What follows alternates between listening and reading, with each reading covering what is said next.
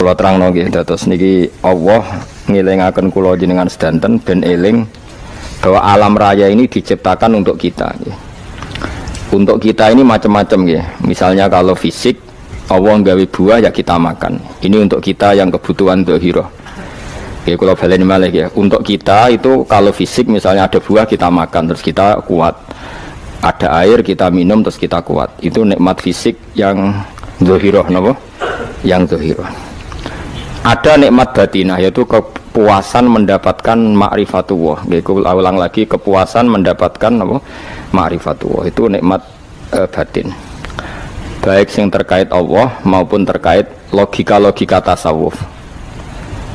Terkait Allah misalnya gini, misalnya kula mikir ya. Kula nu bolak-balik matur niki berkali-kali di tempat ngaji ini. Mugi jenengan eling mboten gadah masalah ingatan ini eling-eling. Eling-eling tenan.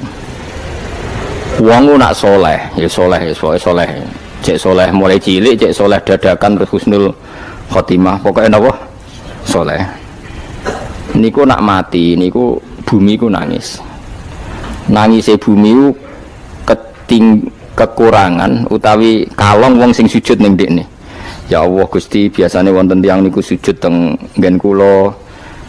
Dia berperilaku baik teng nggen kula, sakniki tiyang niku pun jenengan ambil, nangis bumi. Saniki sing urip karek bedua-bedua, damel narkoba, damel ngefly, damel macam-macam lah. Itu nangis bumi. Langit semeneng. Gusti matur nuwun Gusti, orang itu saya tunggu lama, sekarang sudah engkau angkat ke tempat kami. Maksudnya diangkat teng langit. Sing bumi nangis, sing langit napa? Seneng. Nah, kemudian kita berpikir begini, bumi kok iso nangis ku piye? Nah itu terserah sampean apa termasuk ulama zahir apa termasuk ulama batin. Kalau ulama zahir mengatakan bumi nangis itu mau kinayatun anil husni, pokoknya pantasnya bumi itu susah, wong kelangan putra terbaiknya. Tapi nak cara ulama-ulama hakikat yang mengenali sekali betapa kudrohnya Allah, betapa kudrohnya Allah itu tidak terbatas. Itu yang meyakini bumi nangis itu nangis tenan. Misalnya ngaten kula tak terangno malih ya. Kowe bayangno dadi Nabi Adam, ngrungokno kowe. Kowe bayangno dadi Nabi Adam. Nabi Adam tenan maksudnya. Terus Nabi Adam orang pertama dia tahu betul kalau dia dicipta dari bumi. Dan dia pula tahu betul, beliau tahu kalau dia bisa ngomong, bisa mikir, bisa macam-macam. Terus indukannya beliau itu bumi. Mesti pikiran Nabi Adam, jangan-jangan bumi ini juga bisa berpikir kayak saya. Ini kan materi saya, karena saya dari bumi ini bisa ngomong, bisa melihat macam-macam. Terus bedanya apa manusia mbek napa? Umpama kowe dadi nabi napa? Adam. Orang yang dekat sekali, qoribu ahdin, dekat sekali dengan kesaksian kudroh Allah. Gini ku dekne roh nak materine ke bumi dan dia orang pertama yang urung lali kamane. Tapi ketika sudah ribuan orang, mungkin jutaan orang lali, seakan-akan bumi itu tidak jenis dari kita. Bumi adalah hal yang berbeda dengan kita. Kita manusia berakal, bumi itu benda mati. Terus kowe katut wong goblok-goblok, bumi itu benda mati. Sajane ya rada kriminal wong Islam muni bumi itu benda mati. Enggak bisa berpikir, yang bisa berpikir hanya manusia. Itu kengawuran-kengawuran yang kita ciptakan sendiri, kita wariskan turun-temurun. Umpama kowe iku dadi ulama, ngomong ngono iku isin. Bumi kok nyekseni kue sujud, banyu nyekseni mbok pangan, mbok ombe kanggo sujud. Semua itu bersaksi tentang kita. Lah nek sampean tanglet kula, cara melogika gimana? Begini, tawari cara gampang-gampangan nggih. Tawarai tauhid sing kasyaf. Tauhid ini yang dawuh Sayyidina Ali lau kusifal khota'u mastatu yakinan.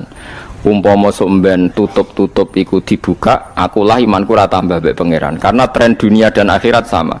Zaman ning dunia ya Allah ala kulli saing kodin, kok zaman ning akhirat ya Allah ala kulli saing.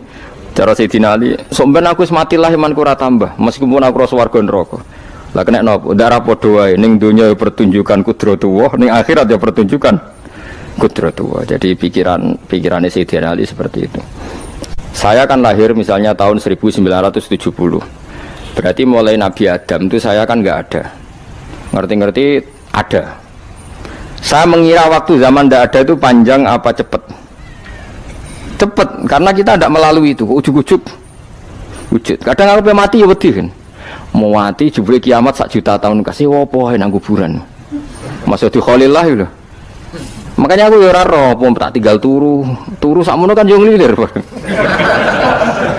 Nang nglilir terus nang ndi terus. Apa mlaku-mlaku nang donya apa piye nak turu ya kok ngani ngoyo turu kok ribuan tahun lintas. Terus ya apa jajal? Sampeyan tak takoki, misale sampeyan ning kuburan iki apa jajal? Apa ngadepi muka nakil tukaran terus itu keselen tukaran kok nopo ratusan ribu mungkin. Nah terus kita dilatih kata Sayyidina Ali gampang latihan seperti kata Sayyidina Ali kayak gampang udah menjadi wong alim. Pada akhirnya kita ini aku zaman urip yo ora roh karepe ngerti-ngerti urip mati yo ora roh karepe pas mati sampean petangine yo ora roh karepe pokoke wa mata sauna illa ya syawah. Makanya masyhur dia ketemu orang ateis. Dia orang ateis itu anti Tuhan, anti Tuhan pokoknya. Dia ditanya, lalu kamu hidup itu karena siapa? Ya gak tahu hidup. Lalu kamu mati yang menentukan siapa? Ya gak tahu, kalau tahu mati. Ya berarti Anda gak bisa menentukan diri kamu sendiri. Akhirnya dia taslim, ya ada yang menentukan. Lah ya ada yang menentukan itu dalam Islam disebut apa? Allah, disebut kalimatu haqqin alaiha nahya wa alaiha namut. Jadi kalau maknanya itu kalimat yang benar-benar nyata, yang karena kalimat itu pula kita mendapat kehidupan, yang karena kalimat itu pula kita mati, yang karena kalimat itu pula kita akan bangkit lagi. Itu yang makna hakikat. Tapi kalau makna syariat nggak begitu. Kalau makna syariat begini, dan ini benar juga. Mengenai kena ada di ulama, ciri utama ulama itu jami'ul bayan. Dia kalau menjelaskan itu indah sekali, dan orang pasti taslim. Sama saya tak warai tenan. Sama kan biasa wiridan la ilaha illallah kan biasa, mulai mimpin tahlil sampai kepeksa mergo do tahlil melok, sampai sing darani bid'ah akhirnya ya melok tanggane napa? Tahlil. Semuanya wale. Kata Ibnul Qayyim Al-Jauziyah dalam kitab Zadul Ma'ad. Kitab Zadul Ma'ad itu kitab kesayangannya Sayyid Abdul Haddad. Sayyid Abdul Haddad itu pengarang kitab Zadul Ma'ad. Padahal kitab ini dikarang oleh muridnya Ibnu Taimiyah. Abdul Haddad itu gak seneng Ibnu Taimiyah tapi seneng muridnya. Jadi di sini ulama ya demokratis, gak seneng gurunya tapi seneng. Saja nih Ibnu Taimiyah itu orang baik, ya ulama top ya baik, ya waras top. Tapi ngerti-ngerti Wahabi itu identik dengan Ibnu Taimiyah. Akhirnya ulama ahli sunnah penyebut itu terus isin. Mulane kiai-kiai ra ono sing dalil kok Ibnu Taimiyah mergo dicap Wahabi. Padahal Ibnu Taimiyah wong alim. Di kitab-kitab kita termasuk Syekh Muhammad Piyambak nanya Ibnu Taimiyah qala Syekhul Islam loh qala. Tapi kan ini sudah milik Wahabi sehingga kita ini terus akhirnya gak gelem nyebut. Ya jadi kitab koyo dalil fastabiqul khairat iki apa par iki dadi dalil yo dhewe-dhewe. Wah parah tenan wong-wong. Dulu saya melihat orang enggak kunut itu ya biasa. Mergo saya sebagai wong alim ngerti iku madzhab Abu Hanifah. Saiki nek ra kunut Muhammadiyah. Kita ini sebetulnya ahlul ilmi enggak tahu kunut itu madzhabnya siapa kita. Itu madzhabnya Abu Hanifah, yang kunut madzhab Syafi'i. Tapi tahu-tahu iki madzhab NU, iki madzhab Muhammad. Mana ada orang-orang ini bisa punya madzhab? Ngalime sepiro nganti dadi nopo? Madzhab. Tapi wis dadi bahasa, wis dadi nopo? Sekuajo kabeh sene. Mas repot-repot. Tak warai iki. Sampeyan ben nglafadzno la ilaha illallah iku keren ya, keren tenan mboten keren-keren. Ngendikane Ibnu Qayyim Al-Jauziyah itu gini. Min asliha khuliqatil jannah wa min asliha khuliqatin nar. Terus wa min asliha khuliqatid dunya wa min asliha buisatir rasul wa min asliha qatalar rasul. Wah, terus sampai sekarang saya tak bedai. Surga itu kan digawe kelas VIP. VIP mewah. Terus jari rugane widadari nura kan nak wingi sebut. Pira 70. 70. Wayu kabeh ora ono sing kriting, wayu kabeh. Wayu kabeh terus gak tahu delok wong liya kan. Kadang bojo kita wis elek jek delok. Oh iya, widadari sifatnya maksuratun fil khiyam. Jadi gak tahu keluyuran ning ndi. Wayu kabeh. Lek. Surga yang semewah itu selek itu ya bagi mereka sing nglafatno atau yang menerima la ilaha illallah. Neraka sekarang dibikin dalam itu. Jari Abu Hurairah neraka itu tes-tesane benda kamu jatuhkan ke neraka itu untuk santai ke bawah itu nunggu 70 tahun. Kila 70.000 tahun. Dikira HP mu mbok ceblokno neraka itu cebloke ngenteni 70 tahun. Betapa dalamnya. Ngentakno bego piro ya bayang misalnya. Oh itu kontraktor mana saja tidak sanggup itu disuruh ngeduk kedalaman neraka. Iku ya mau kanggo wong sing menolak la ilaha illallah. Jadi kalimat ini luar biasa. Swarga digawe bagi yang nerima, neraka digawe ya untuk yang menolak. Ya kalimat sing kowe nak tahlilan turu iku lho. Iku kalimat sing nggo alasan Allah gawe swarga. Terus kalimat sing suwe-suwe sing lafadzno diarani bid'ah iku. Itu kalimat sesakral ini nasibnya akhir zaman iku entek. Gara-gara dilafadzno tahlilan tersangka jadi apa? Bid'ah. Dulu kalimat yang dipuja-puja penyebab surga dan neraka. Saiki kalimat itu tersangka. Mau perkara napa? Bid'ah. Wis ki aja melok-melok, kowe debat ya ora iso makili aku sebarno iso. Kok kowe terusno dalan tok. Dah. Berarti la ilaha illallah itu kalimat yang surga dibikin karena itu, neraka dibikin ya karena itu. Kemudian Allah punya sunnah, lalu butuh pelatihan. Dikasihlah Allah gawe bumi. Piye-piye manusia butuh latihan, dibikinlah bumi. Bendene latihan ikrar la ilaha illallah dengan sadar, dibikinlah bumi, liyabluwakum terus dites. Wes digawe bumi ya ana makanan, ana minuman, ana wong wayah, ana pegatan macam-macam, wong diutang wis mbulet macam-macam. Gue ngetes, eling la ilaha apa eling utangi, eling la ilaha apa eling kasuse, pokoknya dites. Karena nggak fair kalau Allah bikin itu kemudian nggak dites, dibikinlah darul imtihan. Dunia itu bahasa Arabnya darul imtihan, tempat tes-tesan. Imtihan mana apa? Tes, liyabluwakum, diuji. Wes diuji kita hidup. Artinya kita dihidupkannya pun oleh Allah demi tes-tesan la ilaha, itu disebut kalimatu haqqin alaiha. Nah ya sebenarnya kita hidup pun ini untuk dites. Pada akhirnya la ilaha illallah apa enggak? Paham ya? Wis dites. Allah itu juga secara hukum itu kan nggak fair, dites kok nggak punya pemandu, dibikinlah rusul, diutuslah para rusul untuk pemandu. Tes itu kan butuh seru, mak pemandu tok ora ono musuhe kan nggak seru, dibikinlah setan. Saat ini sebagian kita sudah setan tapi ini ben seru. Lho ndak setan kan minal jinnati wan nas, rumangsamu setan sopo. Baik setan minal jinnati wan nas. Jadi kena muni auzubillahi minasyaitonir rajim, terjemahnya berlindung Allah dari saya sendiri ya Allah itu. Lho itu kalau lama dulu biasa auzubillahi min syururi anfusina wa min sayyiati a'malina. Sebetulnya kita berlindung hanya dari setan yang jauh, iblis itu enggak. Ya setan diri kamu sendiri, min syururi anfusina, dari kejelekan diri kita. Ngomongnya do ujug, soalnya setan tuh makhluk gaib sing piye. Lah kowe iku sapa? Nganti kowe maksiat terus mergo akrab klop, roh mbek setan klop, mulai terus maksiat. Dah Allah ngutus pemandu yang ngecul setan ben fair. Napa? Fair. Jadi semua darul ibtila ini juga demi kalimat. Nah, makanya disebut kalimatu haqqin sing alaiha nahya. Kita hidup ya demi mendapatkan kalimat itu. Kita mati nanti ya demi kalimat itu, artinya mati ke neraka ya karena kalimat itu kita menolak atau mengabaikan. Masuk surga ya karena kalimat itu kita hormat, kita benar dalam memperlakukan kalimat itu. Berarti alaiha nahya wa alaiha nam.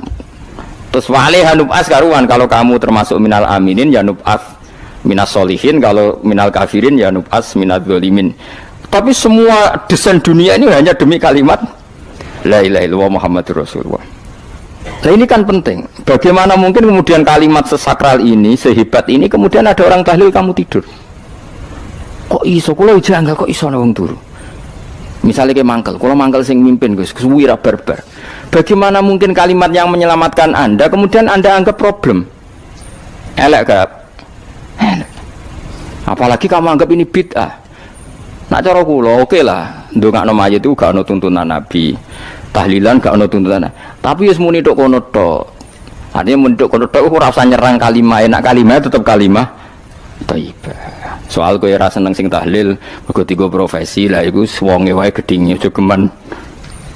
Ya saya misalnya, saya kadang tidak cocok sama mubalek karena kadang profesi. Tapi saya tidak pernah anti pengajian bagaimana itu membawa syiar Islam. Tapi kalau mubalek kadang ora seneng, kadang takon entuk piro. Bareng sangone sithik, kok sumpah mek transportasi ini. Lah ngono kok mbok senengi iku piye? Tapi kowe terus gedeng keliru iku sing nggawa syiar Islam. Mana ada pengajian didengar orang banyak tanpa mubalek? Gak iso. Ini iso melepukno barang-barang ra penting dadi penting iso. Lah cara guruku teng sareng ning ape melepuk kanggo panggung barang perkara. Tapi kadang ya benar. Yang namanya mudin mubalek ya itu bisa benar bisa salah, tapi kamu nggak boleh gedeng kalimatnya. Piye kalimat itu kalimat hak. Nah, ini penting kula utarakan sehingga zaman Nabi Sugeng ini rungokno tenan ngaji kula. Zaman Nabi Sugeng ada sahabat namanya itu Usamah bin Zaid. Ini sahabat kesayangannya Nabi, hibbu Rasulillah.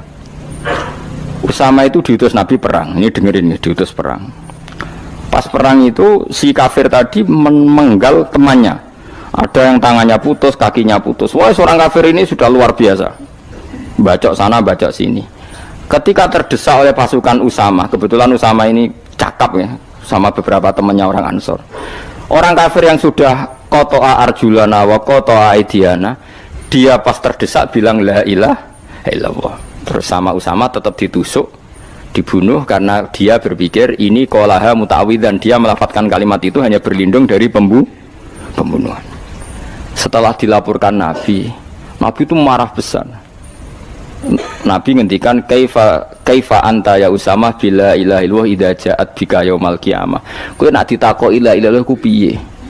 Piye-piye wis ngomong la ilaha illallah, tapi piambake ngomong ngoten sakwise ngethoki tangan kula, maksudnya tangan kula tangan kelompok saya, kaki saya.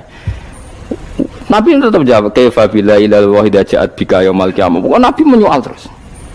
Sampai menjadi fatwa ijma'nya fuqaha, siapapun yang melafadzkan la ilaha illallah harus kita terima meskipun qolaha muta'awwidzan, meskipun saat melakukan hanya cara zahir berlindung dari kematian, sehingga kita terima. Orang kafir yang 80 tahun kafir melafadzkan la ilaha illallah 1 menit menjadi mukmin. Sampai ada ayat qulil ladzina kafaru iyantahu yufar lahum ma qad salaf.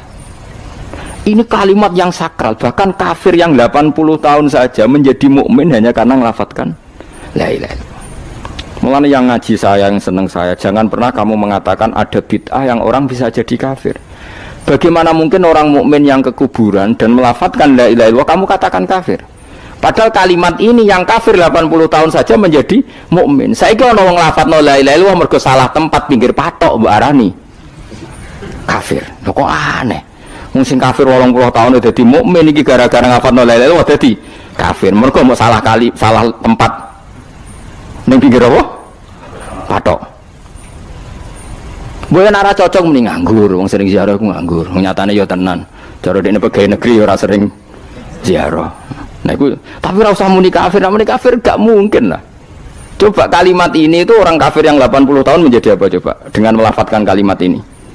Mukmin kan? Berarti kalimat ini adalah kalimat penghilang kekafiran. Lalu karena dilafadzkan secara salah dianggap kafir. Hanya karena bid'ah itu tidak mungkin. Makanya sebetulnya Wahabi yang alim-alim itu tidak berpendapat demikian. Saya punya beberapa referensi Wahabi yang alim itu tidak pernah mengkafir-kafirkan orang karena perdebatannya seperti itu. Tapi saat ini wis kuwajo. Sebenarnya kalau orang alim itu ya mirip-mirip, entah Wahabi entah tidak mirip-mirip karena kalimat tadi. Wahabi itu kitab terbesarnya itu Ibnu Taimiyah. Ibnu Taimiyah itu punya murid Ibnu Qayyim Al-Jauziyah. Itu sampai sekarang saya lihat di fatwanya Ibnu Taimiyah itu begitu hormat sama orang-orang kita ini sama. Tapi tahu-tahu lewat penyaduran sana sini terus menjadi kacau. Jadi kalau balik ini malah sampai nak kepengen dua nikmat batinah seperti tadi yang saya utarakan.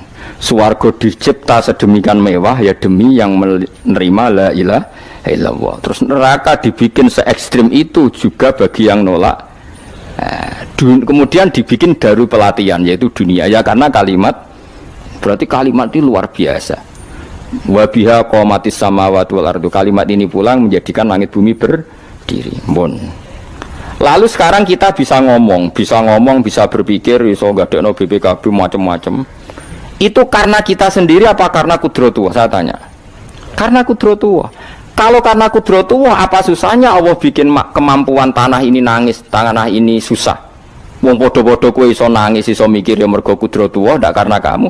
Harusnya ya sama, bumi-bumi ini bisa menangis juga karena kudratullah. Makanya bumi ini menangis ketika enggak ada orang yang sujud. Iku ya mungkin. Wong zaman kowe iso nangis ya krana kudratullah, mestine bumi yang kamu katakan benda mati, hakikatnya dengan kudratullah juga sama dengan kita. Mulane tenggene kitab Al-Husunul Hamidiyah, kula ngrasa utang tenan mbek kitab niku. Dulu saya ngaji 2 tahun kitab Al-Husun. Kitabnya kecil tapi saya ngaji itu 2 tahun. Berkali-kali saya ulang. Itu beliau cerita gini. Dia yang ngarang itu orang alim, kebetulan dia orang India. Memang kelebihannya kitab dikarang orang Arab itu luweh bulet. Wong Arab kan semuanya Islam, karangannya itu standar. Ini dikarang orang India. Di Tonggo Blodor, di masjidnya, dikarang ulama yang masyarakatnya itu tidak karu-karuan. Beliau cerita itu gini, manusia itu punya satu kebodohan, di mana kebodohan itu disebabkan oleh robtul asbab al-adiyah, mengkaitkan sebab sing biasa-biasa. Misalnya gini, sama saya kita omongi, misalnya ada orang bilang gini, batu ini nanti itu menjadi ayam, orang bilang mukhal apa enggak? Enggak, jawab saja mukhal. Kenapa bilang mukhal? Karena dikira enggak bisa kan? Enggak, jawab saja, jawab satu-satu. Batu ini menjadi ayam, kamu jawab mukhal. Alasannya apa? Alasannya enggak mungkin terjadi, apa kamu enggak bisa? Sebetulnya karena kamu udah bisa. Udah.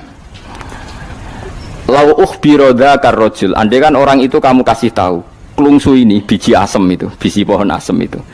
Nanti yang kecil ini suatu saat besar. Setelah besar buahnya banyak, tambah besar, tambah besar. Terus orang bilang mungkin. Ketika bilang mungkin itu karena dia bisa apa hanya karena menyaksikan berkali-kali ada kejadian nak klungsu ditandur iku iso dadi gede. Coba sama jawab. Karena dia bisa apa karena hanya menyaksikan itu sering terjadi? Hanya menyaksikan. Artinya zaman dia mengatakan mungkin itu pun tidak memberi kontribusi ikut buat. Ya enggak? Tetap bergantung kudrahnya Allah. Dia hanya bilang mungkin karena sering melihat. Sebenarnya dia enggak sama sekali memberi kontribusi. Lha ya darani mungkin ya ora urun. Paham ya? Lalu kenapa dia kecangkeman terus muni wong wis mati dadi lemah gak mungkin dadi manusa meneh. Lho zaman dadi manusa sing wis ngene iki kok mani dene lara melok gawe. Terus muni mungkin mergo sering terjadi, sering roh, sering bersaksi. Berarti sebenarnya manusia itu pakai ukuran dia mampu tidak mampu apa pakai ukuran bersaksi melihat? Bersaksi. Nah ini kan problem kita sebagai manusia itu problem. Mengenai disebut wakanal insanu zaluman jauh lah wis goblok aja. Mereka manusia itu nak wis goblok aja. Makanya saya kemarin diminta ngisi di pondok kajen. Kalau sampeyan berdebat sama orang ateis atau orang komunis itu gampang saja. Dilatih begini seperti teorinya Quran. Ya nanti saya teruskan ini tak ulang lagi ya. Saya ulang lagi ya. Andai kan nggak pernah terjadi telur itu jadi ayam, nggak pernah terjadi sama sekali. Telur itu jadi ayam. Terus kamu mengasih tahu orang tadi, telur ini loh nanti jadi hewan yang hidup terus terbang. Mesti dia bilang mukhal, mau benda mati kok nanti jadi benda hidup yang terbang ngalor ngidul. Berhubung sering terjadi dan dia pun tidak ikut bikin, bilang mungkin. Paham? Saya ulang lagi ya. Berarti dia bilang mungkin karena sering apa? Terjadi dan dia lihat. Andai kan pertama kali nggak ada telur sama sekali yang jadi ayam, terus pengalaman pertama di dunia belum pernah terjadi. Kamu kasih tahu telur ini nanti jadi ayam terus terbang. Orang ini bilang mukhal enggak? Mukhal. Berhubung sering terjadi bilang enggak? Mukhal. Nah berarti kita nanti bangkit dari kubur gampang saja bagi Allah. Cuma belum pernah terjadi kamu mengatakan mukhal. Nah makanya otak kita harus dibenahi. Makanya jogeman percaya ambek yang pernah kita lihat, yang sering kita lihat. Percayalah dengan akal, tapi akal waras loh. Para waras itu serempet tatanannya wangil. Makanya Islam itu melatih. Kul falillahil hujjatul balighah. Misalnya begini ya, dulu kalau Gerwani atau PKI atau siapa sajalah, itu kalau melatih anak-anak TK, makanya seorang ulama harus punya kecakapan penjelasan ibanatul ahkam. Itu anak-anak kecil dilatih. Anak-anak kamu terpejam, mintalah manisan sama Allah. Ya Allah saya minta manisan, saya minta permen. Terus disuruh buka, dapat nggak anak-anak? Nggak dapat bu, wah berarti Allah nggak ada. Sekarang minta sama bu guru. Bu guru kami minta permen dikasih. Berarti yang ada bu guru bukan Tuhan gitu. Akhirnya jadi gerakan ateisme. Nah sebetulnya untuk melawan gerakan itu kita harus melatih begini misalnya gini. Saya itu pernah ketemu sama orang yang berpikiran komunis. Oh komunis cekek. Dia nantang saya gini, Pak, pokoknya saya tidak bisa nerima konsep Tuhan sebelum Anda bisa menjelaskan kenapa ada Tuhan. Jadi, bocah kok elek ini. Nah, aku ngerti aja, sak cerdas ini tetap cerdas aku yakin tetap cerdas aku. Rasanya selain raine selama meyakinkan, tak pikir tetap cerdas. Kulo itu kan wong Quran gitu, artinya punya pikiran panjang. Mungkin di antara orang Islam kita ini tidak punya kecakapan menjelaskan. Tapi kalau orang sering baca Quran, apalagi dia ngaji tafsir ya, yang waras maksudnya waras lah. Terus rapati seneng duit, barang ini penting ya. Kalau seneng duit, mari goblok. Yakin ulama seneng duit, mari goblok, tak jamin. Umpama alim wis kelas B, kelas C gak bisa, tahqiq gak bisa. Kalau tahu dikandani konco kulo riyen ambek jenengan udah saya kaca akeh. Lah kena apa? Cok seneng duit kulo. Duit itu masalah bagi ulama. Orang duit lebih masalah kan ya. Maksudnya rasa senang tapi ojo terus gak duit. Sekarang saya tanya, Quran itu melatih kita gini. Quran itu sederhana kalau ngelatih tauhid. Tapi orang pasti ingat. Kata Allah gini, nggak apa-apa, saya tidak Tuhan, nggak apa-apa. Kamu yang Tuhan. Tapi buktikan kalau kamu Tuhan. Caranya gini. Am khalaqus samawati wal ardi. Ya nggak apa-apa, kamu yang Tuhan nggak apa-apa. Tapi buktikan kalau kamu menciptakan langit, bumi. Mereka pasti ikrar, ya tidak mungkin saya menciptakan bumi, saya lahir sudah ada bumi. Yesus lahir sudah ada bumi, nggak mungkin Tuhan. Terus Tuhan membuat pertanyaan kedua, am khuliqu min ghairi syai'in. Ya sudah, kalau saya tidak Tuhan, lalu nggak ada Tuhan, berarti alam raya ini tercipta oleh sesuatu yang nggak ada. Aneh nggak? Misalnya sebelum alam raya ini nggak ada Tuhan, berarti sebelum alam raya ini kan adanya nihilisme, sesuatu yang nggak ada. Kemudian sesuatu yang nggak ada ini menjadi penyebab sesuatu yang ada. Aneh gak? Menurut aneh, sesuatu yang nggak ada itu mestinya kan nggak bisa ngelabeti, nggak bisa berfungsi, nggak bisa ada gunanya. Wong jenenge ra ono iku ora marai apa-apa. Mau ra ono kok dadi sebab. Sesuatu yang menjadi sebab itu yang wujud apa yang nggak ada? Yang wujud. Sak takoki. Lah kalau nggak ada Tuhan, berarti alam raya ini lalu sebabnya apa? Ya dari ketiadaan, lalu tiada itu menjadi sebab. Yang tiada kok jadi sebab itu tekem lho. Mikir di mana-mana yang sebab itu harus barang yang wujud, nggak boleh tiada kok jadi sebab. Ini kan jadi aneh, sesuatu yang tiada menyebabkan sesuatu yang ada. Terus dia ya pokoknya ronde ini kalah, tahu kapan tak pikir nganti mati temenang aku ini. Makanya sebetulnya dalam ilmu mantek pertama itu kita tidak harus iman Tuhan itu namanya Allah, tidak harus. Makanya pertama dikenalkan, sementing kenal Tuhan itu ada dulu, disebut zat sing wajibil wujud, belum disebut namanya Allah. Allah itu disebut nama Islam, itu paham ya? Saya ulang lagi, Allah disebut itu nama Islam. Tapi kalau penemuan akal hanya sampai kita ini butuh zat sing wajibil wujud, sing menjadi penyebab semua alam raya ini. Di bahasa Arab disebut musabbibul asbab, belum menyebut Allah musabbibul asbab. Islam pun pertama Iqra turun ya gak nyebut Allah. Iqra bismi rabbikal ladzi khalaq, khalaqal insana min 'alaq. Iqra wa rabbuka. Tuhan itu siapa? Yang mencipta. Nah, yang mencipta ini oleh syariat Islam disebut Allah. Tapi dalam logika yang penting kowe kenal sik ono musabbibil asbab. Pastikan bahwa alam raya ini yang wujud pasti disebabkan sesuatu yang ada. Nggak boleh barang wujud kok diciptakan oleh sesuatu yang tidak ada. Yang gendeng ora barbar, barang ra ono mbok sifati al-khaliq. Sing gawe langit bumi apa? Pencipta. Penciptane apa? Sesuatu yang tidak ada. Kowe ikhlas dutek ngono kowe ikhlas ta ora? Gak kowe ikhlas ta ora dutek ngono kowe ikhlas ta. Kowe gelem dadi bodho niku. Gelem kan? Mboten. Nah, nikmat ngono jenenge nikmat batin. Nah, mulane sing suwenang mbek kalimat la ilaha illallah. Wis ana sing bid'ahno Allah iku wong nganggur wis beno sak uni-unine. Tapi kadang memang kita berlebihan. Tahlilan rabar-bar 40 dina ini rabar-bar. Muga alasane wis disangoni akeh tahlil sedih lho sakake penggemar sing keselen sing rantuk sangu ya butuh cepet. Mulane cara kula niki penting kula utar nggih. Kowe nek ora cocok tahlilan 40 dina wis ngomong ae kira cocok model harinya. Tapi ki aja menolak kalimat la ilaha illallah iku disifati Kanjeng Nabi kalimat thayyibat. Wong Nabi nyifati thayyibah, kalimat yang suci kok nyifati bid. Tak soal kira cocok wong sebut. Misalnya kamu bilang saja wong mati wis sangu amale lha apa didongakno barang. Nek kowe pengen ndonga ora usah ndonga. Wis ora usah biasa wae. Kula lah mbok dongakno ya ora seneng. Gak meyakinkan. Karo dene mlebu swarga butuh dongamu ora ono swarga fadhole pangeran apa butuh ngono barang. Nah, tapi kowe donga aku ya seneng. Senenge ya semau lah timbang nyanyi-nyanyi rame-rame sadok donga. Mbok mandi mbok ora pokoke donga. Saya ulang lagi ya.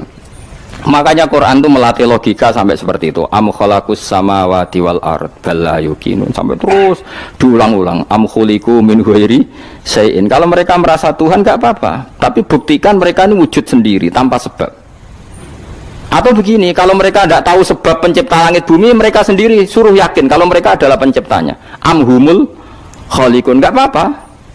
Ya tapi masih Abu Jahal gendeng lah, masih Abu Lahab ngawur lah, nak takoki ya wes pangeran kowe wae sing gawe langit bumi. Penggemarnya saja pasti tertawa. Mosok Abu Lahab darane pencipta langit bumi, wong lahire ning bumi. Tapi Quran oleh gojlok am khalaqus samawati wal ardo. Apakah mereka menciptakan langit bumi? Bala yuqinun, mereka pun tidak pernah yakin. Jadi itu pangeran. Makanya di mana-mana orang alim itu suka debat. Karena pangeran sendiri kalau menjelaskan kebenaran seringnya juga nantang debat. Kata Allah, Qul ara'aytum ma tad'una min dunillah aruni madza khalaqu minal ardi am lahum syirkun fis samawat. Enggak apa-apa mereka Tuhan kata Allah, tapi buktikan zaman langit diciptakan mereka memberi kontribusi apa? Apa urun bego, apa urun cagak, apa piye lah pas aku gawe langit iku dekne urun apa jare am lahum syirkun fis samawat. Misale urun apa lah? Urun tol ta urun apa lah. Itu pangeran. Mereka kan pasti menjawab enggak. Terus itu nih kita bimbing qobliyada. Kalau kamu nggak percaya Quran sebagai kitab nggak apa-apa, tapi buktikan kamu punya kitab tandingan. Nggak, mereka nggak punya juga. Atau gini, nggak usah Quran, ke sakralan. Au atharatim min ilmin, atau kajian ilmiah yang membuktikan bahwa Yesus itu Tuhan, atau yang membuktikan bahwa berhala itu Tuhan. In kuntum shodiqin, nggak apa-apa kalau kamu benar, buktikan. Nah itu makanya semua nabi itu punya kecerdasan, karena tadi nabi kadung nantang itu nih kita bimbing qobliyada au atharatim min ilmin in kuntum shodiqin. Tapi sekarang orang alim soleh itu jarang. Yang ngono ngerung soleh rapati ngalim, nggak sing alim biasanya rapati soleh. Lah kula termasuk rontok-rontok ya rontok soleh ya rontok, tapi lumayan masih menjaga hujjatullah tadi. Sebab itu ulama dulu mengajarkan Allah itu siapa? Disifati zat sing wajibil wujud. Karena alam ini kadung ada. Kalau alam ini kadung ada, pasti penyebabnya sesuatu yang wujud. Tapi kalau wujudnya mungkin, bahaya. Wong sing gawe wae wujudnya terima mungkin, bisa wujud bisa tidak. Makanya dipermanenkan yang gawe alam ini zat sing wajibil wujud. Sing wujudnya wajib. Wajib itu nggak bisa nggak, pasti wujud. Nah terus kita kenal itu namanya khaliq, itu musabbibil asbab, itu khaliqul asya. Lalu oleh Islam zat yang demikian itu disebut Allah. Terus jadi la ilaha illallah. Nah orang yang bertauhid gini tentu punya kenikmatan batin yang luar biasa. Sehingga saya bayangkan nanti mati yang ngono biasa wae kan. Gusti zaman kula teng donya ora melok ngatur oksigen, ngatur nyawa, ape mati ndak ra ngoten. Mulane jare Siti Ali, jenengan jemben nak mati tambah pinter apa biasa? Ya biasa wae. Ning bumi yo ndelok kudrohe Allah, kok ning akhirat ndak ra padha wae ndelok kudrohe Allah. Mulane beliau masyhur guyonan beliau, lau kusifal ghata mastatu yaqinan. So ben aku nek mukasafah ning akhirat imanku yo ora tambah, ya biasa wae, standar-standar wae. Maksudnya kue ning dunia ujung-ujungnya paling pokok ya menyaksikan kudratullah. Sebenarnya akhirat ujung-ujungnya paling pokok ya delok kudratullah. Ning dunia saiki Allah ya matlubi sing kita cari. Sebenarnya akhirat ya Allah matlubi. Paham ya? Artinya hukum dunia dan akhirat itu sama. Kita di dunia golek ridane Allah, ning akhirat ya golek napa? Ridane Allah. Lah soal kecil itu, tapi ning akhirat masalah Gus pun rokok masalah, diutang ditagih yo masalah, kere suwi ku yo masalah. Ya biasa jenenge makhluk anane masalah. Sing ora oleh di masalah ku pangeran. Pangeran duwe masalah. Biasa wae. Lah makanya kula suwun nggih aja geman gedeng ulama. BP ulama iku sing iso nerangno. Mulane ngendikane ulama-ulama iku kemampuan Quran wal kitabil mubin. Kitab sing mampu memberi penjelasan iku sing iso maris iku ulama. Coba sampean semenjak ngaji saya inilah contoh paling gampang. Sampai ngelafadzno la ilaha illallah itu kan kelihatan biasa sampai ngantuk, kadang gremeng sing mimpin tahlil macam-macam lah. Pemene nak ora barbar semacam-macam. Oke lah itu kamu gedeng manusianya enggak apa-apa. Kadang memang kalau tenan. Memang kalau tenan dekne wong sering kula taklam, kula nak kiai lah sering jejer kiai. Ku iso tahlil kan kula wani kok, kok iso tahlil sangone akeh sungkan cepet. Kowe goblok kemleng seneng sing soibul bet nek mangkel wong sak menambane sing kesusu.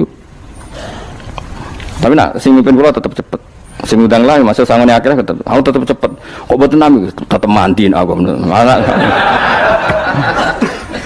nak suwi malah ra mandi ya. Jadi di daerah saya itu ada mitos. Sampeyan ngerti Istanbul, Quran kecil itu, sing jarine jimat itu. Tapi jarine saiki diproduk teng Kudus kathah 20.000 regane. Jadi di Kliwon itu regane pinten? 20.000 itu gawe koyo kuno ono kan. Tapi mau 20.000 ora sing asli. Nah itu sebetulnya yang asli itu hanya 5 atau 9 itu sing gawe niku jenenge Kaisar Bini yang terkenal jadul. Itu sing asli. Ya tapi anggere wong yang klaim asli ya karek maklare lah.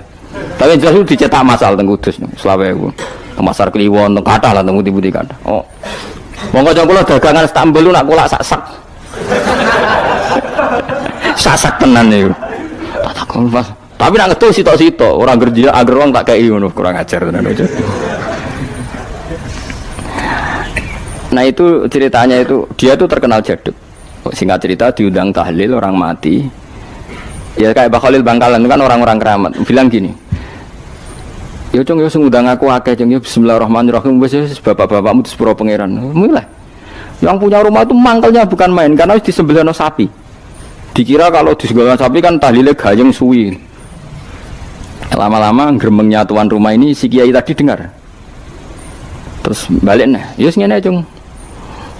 Kon buktekno nak tahlilku banding wek sapi ini. Kon ngetok wit klopo lho kon ngetok.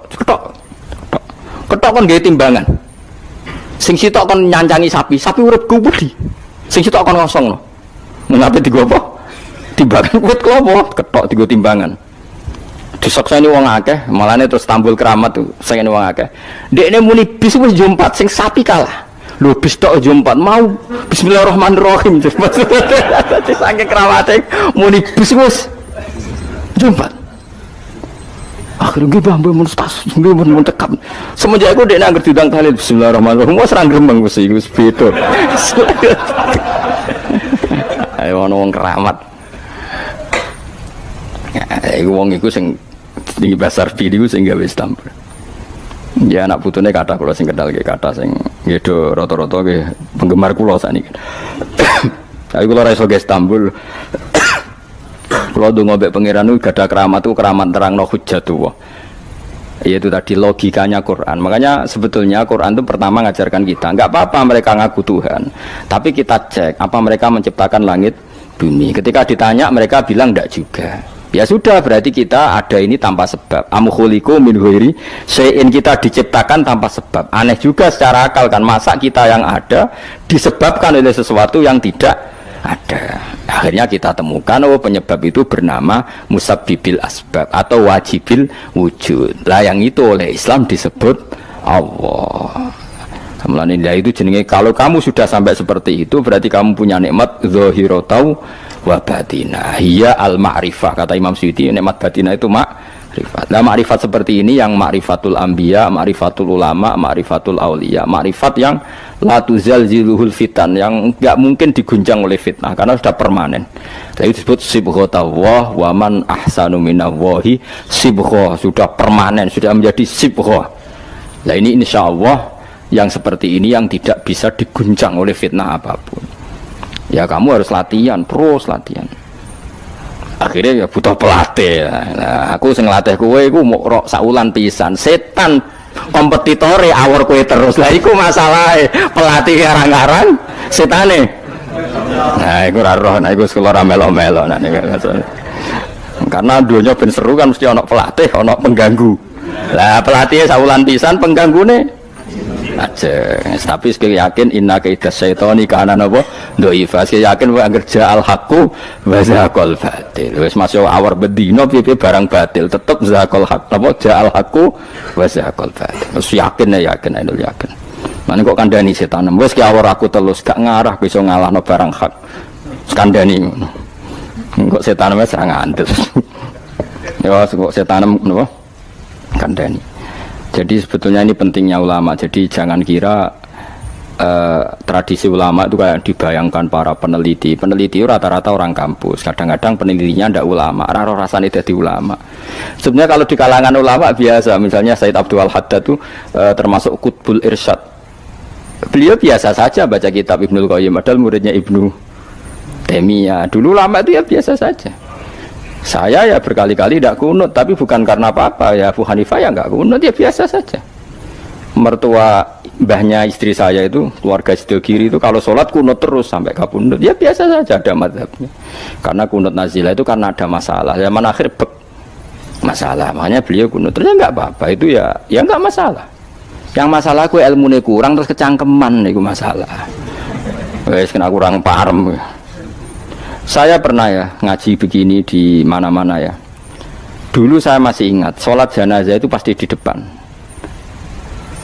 Terus kita sama lihat nanti di kitab Mahali, kenapa sholat jenazah harus di depan? Ya karena memang mulai dulu yang namanya sholat jenazah itu di depan, mayitnya di depan.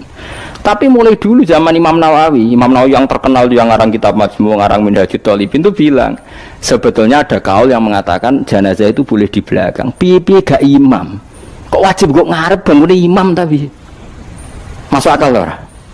Masuk akal, tapi ojo praktek. Ya mau kowe ngomong masuk akal, tapi masuk akal ora imam kok wajib nemu kok ngarep. Coba alasannya apa? Kok iso wajib udah kok ngarep ora? Nah, sekarang terbukti di Arab Saudi. Di Arab Saudi era dulu itu setiap jenazah itu kalau sholat diletakkan di depan, dekat Ka'bah. Sikat cerita tahun 84 atau berapa, ternyata itu senjata laras panjang. Jadi senjata laras panjang dibungkus pura-pura apa? Jenazah. Setelah di depan ternyata senjata, terus dipakai pembantian. Tapi ya akhirnya nggak banyak korbannya, memang dilindungi Allah. Semenjak itu trauma. Sekarang itu sampean kalau sekarang haji atau umroh kan tiap ba'dal maktubah kan ada sholat jenazah. Itu jenazahnya di kamar jenazah, nggak di depan. Artinya kan di belakang musolli apa? Di belakang yang sholat. Nah ini alhamdulillah, itu zaman Imam Nawawi termasuk sudah mendiskusikan itu. Ada kemungkinan yang kita sholat itu di belakang kita. Nah, kalau di Arab Saudi semuanya dipaksa di depan, awang kaji rasido kaji. Semati wakil mendak kok ngarep ya. Gak sido tawaf wong. Kebeken jenazah. Lah Indonesia tok nak kaji mati piro saja. Kabeh ditakok ngarep. Ini pentingnya ulama. Dulu biasa ulama meskipun kita di Indonesia rapro maratek ngono, kita takobal wa minna minkum takobal. Loh, karena saya pernah ngalami di kampung saya itu kan biasa kalau mayat itu kan ndase enggak lor, sikile ini kidul. Madhep kiblat. Mbaya gitulah orang madhep kiblat, pokoknya sirahe ning lor, sikile nang gitu. Oh itu sudah berpuluh-puluh tahun, mungkin ratusan tahun sudah. Kemudian lala itu ada kejadian satu tamu itu berkeyakinan sirahe ning kidul. Di sini kan ada mazhab sebagian sirahe ning kidul, sikile ning lor. Kebetulan tamu itu keluargane. Akhirnya walhasil yuk mindah, yuk muter. Lah tonggo-tonggo kan mudine barang rawani. Serawani. Terus takok aku, "Gus ini cara jenengan sepunti." Ya nanti batamune kon muter dhewe. Wong ini nekat ngamuk, wis ngamuk. Sesuai jare wong-wong. Ya pokoke keputusan tertinggi ning Gus Pak dawuhe piye jare mudine. Tak omongi ngene, Bang. Kula niku sinau fikih wis suwe, cek ndas ning lor, cek ning kidul. Mayit ning guri wae kula roh kaule, pemene sampean puter mun puter. Tenang mawon ta mrene. Kula niku sinau fikih mun suwe, menawa sirah ning lor apa kidul. Mayite nggo guri kon kula roh kaule. Wis akhire mikir, iku Gus Pak masuk terus mikir. Ya pun Gus mun salat-salat. Jadi artinya kalau dalam khazanah Islam itu banyak sekali. Karena fikih itu masalah furu'iyah, ya masalah apa? Kamu gak yang kuwi iso kudu iso tenan iki tentang kalimat dalil tadi kudu iso tenan ra oleh anu, tapi ngono-ngono iku gampang. Saiki salat ghaib misalnya. Misalnya kemarin Pak Hasyim Muzadi wafat. Orangnya wafatnya di Malang. Malang wetane Jogja misalnya. Oleh gak wong Jogja salat ghaib? Oleh kan, padahal mayite kok guri. Ngok terus sesuk fatwa nak mayit kudu kok ngarep. Yang di timurnya Malang boleh sholat ghaib, yang baratnya nggak boleh karena lungkuri mayit. Gendeng aja. Ibu ora usah ngono, ngaji ku sing khatam, nek khatam ora usah kecangkeman. Mana dalilnya? Ora lo maca kitab kok kon roh. kadang kalau tak tamani Gus dalilnya mana kowe ngajak bantah apa takok nak ngajak bantah-bantahan ora level kowe ora roh kok ngajak bantah sing roh lho dene cek takok dalilnya mana lho bantah-bantahan kok takok bantah-bantahan itu mestinya ya khazanahnya banyak referensinya bantah-bantahan kok takok dalilnya nopo Gus lha ya kowe takok apa ngajak debat nak takok tak dudono tapi kowe iku muridku ngomong takok lah nak debat ki aja takok kitabem sak dus wae ku sak dus takok Gus takok takok sing apik ora usah kecangkeman ngono takok. Jadi kalau seperti itu gampang kalau Fourier tadi logikanya kan jenazah itu ndak imam. Kenapa sih wajib di depan wong ndak imam? Sehingga alasan di depan karena mulai dulu ulama kalau nggak ada kondisi yang luar biasa ya umumnya di depan ya kita ikut di depan. Lalu di depannya apa sirahe ning lor apa ning kidul ora tau nginceng ngono jawab ngono wis bungkusan. Wis apa? Bungkusan ya wis. Mulane wong ora usah kecangkeman. Nak nuruti eskal ku eskal. Misale ke salat saiki madhep kiblat. Tetep ukurane iku pas ngadeg. Lah nak sujud ya ki madhep ndi? Ayo tak takoki iki. Kowe nak salat kan madhep kiblat. Ya iku ora pas ngadeg. Jadi pas sujud. Yo wong umume wong madhep kiblat tapi istilahnya ngono ya madhep kiblat. Ora kok kowe gak arah fikih ngene. Salat wajib madhep kiblat, nak ngadeg, nak rukuk madhep bumi, nak sujud ora ono fikih ngono iku. Wong kok elek ngono, cangkem kok elek ngono. Ya ora usah ngono umume wong muni madhep kiblat ya muni madhep. Kowe ora usah kecangkeman gawe sarah. Madhep kiblat tu nak ngadeg, nak rukuk. Geneman ngono. Mane sing apik, dadi ulama ku sing apik. Ilmune akeh tapi biasa wae. Mbak kula biasa mbak wong. Kula biasa. Kula nek jejeroken wong ora ngerti sing ulama endi ora.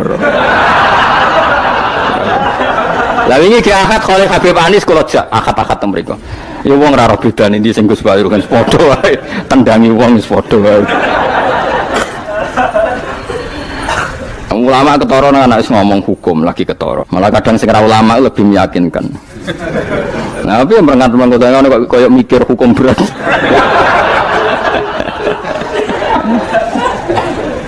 Saya kalau baleni malih. Jadi yang wajib permanen itu ma'rifatullah. Nggih napa? Ma'rifatullah. Kula suwun ma'rifatullah sing permanen. Disebut napa? Alaiha nahya wa alaiha namut wa alaiha nub'as. Nah istilah teng Quran apa inna sholati wa nusuki wa mahyaya wa mamati lillah. Kowe saiki urip iku ya ora karepmu dhewe, karep kersane Allah. Kowe mati ya ora karepmu dhewe, kersane Allah. Nak zaman kowe urip tidak dalam kendali Anda, setelah mati pun tidak dalam kendali Anda. Kowe ngerti-ngerti urip, ngerti-ngerti mati, ngerti-ngerti bangkit kau kubur. Berarti kabeh ku lillahi rabbil alamin. Ya sudah, seperti itu yang kita akan alami. Nah, lalu kita sanggup kalimat, yang kalimat ini pula kita hidup, kalimat ini pula kita mati. Itu dalam makna ilmu hakikat. Nah makna ilmu syariat ya gampang. Aku wani urip ya mergo bela-belani la ilaha illallah. Umpama aku mati ya demi kalimat la ilaha illallah. Aja kok mati krana melok lomba terus mati. Ya mati ya berlomba dalam mempertahankan la ilaha illallah. Iku makna syariat. Nah kita harapkan makna ini dua-duanya ada. Secara syariat kita hidup ya demi ngurip-ngurip la ilaha illallah. Disebut ni ilahi kalimatillah. Kayak aku, mulane kula nak mulang semangat. Aku wani urip demi mulang kalimat la ilaha illallah. Aku wani mati mergo wis rumangsa sangu la ilaha illallah. Itu makna syariat. Kalau makna hakikat, kowe gelem ra gelem uripem ya mergo kersane Allah, ora mergo kersam. Kowe gelem ra gelem matimu ya mergo Allah sing ngersakno, ora mergo kersamu. Itu disebut inna sholati wa nusuki wa mahyaya wa mamati lillahi rabbil alamin. Piye mergo hakikate wala syari kalah. Allah kalau menghendaki enggak ada yang bisa menandingi, enggak ada sekutunya. Artinya fakullu makana fi hadzal alam dunyan wa ukhra kabeh kullun bimuradillah. Nah itu yang makna hakikat. Nah tapi kan enggak masalah kita punya ilmu syariat juga punya ilmu hakikat, enggak masalah. Umat ini cukup bisa menampung ilmu syariat dan hakikat. Problemnya di zaman akhir ana wong sing sok hakikat.